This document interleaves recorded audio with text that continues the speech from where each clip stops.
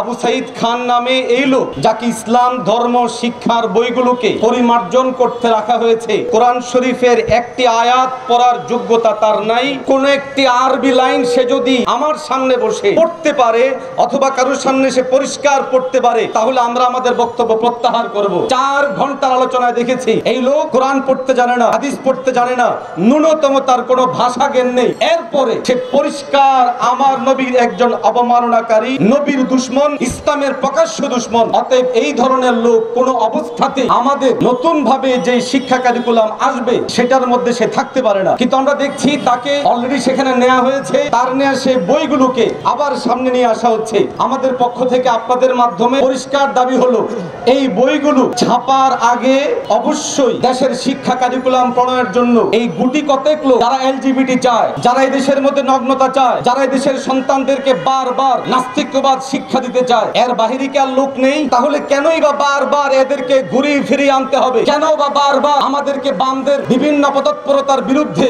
আমাদেরকে মাঠে নামতে বাধ্য করা হবে? আমরা মনে করি এটা একটা সুদূর প্রসারী পরিকল্পনার অংশ। অতএব অন্তর্বর্তীকালীন সরকারের জন্য সবচেয়ে কল্যাণকর হবে এটাই সিদ্ধান্ত গ্রহণ করুন, এদেশের মানুষ যেন আর কোনো শব্দ করতে না হয়। অন্তর্বর্তীকালীন সরকারের সময়ে যে শিক্ষা কমিশন গঠন করা হয়েছে, এর মধ্যে যাদের অন্তর্ভুক্ত করা হয়েছে এদের কয়েকজনকে নিয়েই আমাদের শুরু থেকে অভিযোগ ছিল, এবং এই অভিযোগগুলো নিয়ে আমাদের সম্মানিত নেতৃবৃন্দ এবং আমাদের দায়িত্বশীলেরা বিভিন্ন পর্যায়ে বিভিন্ন স্তরে ধারাবাহিকভাবে কাজ করেছে। আমরা আমাদের দাবি দাওয়া জানিয়েছি।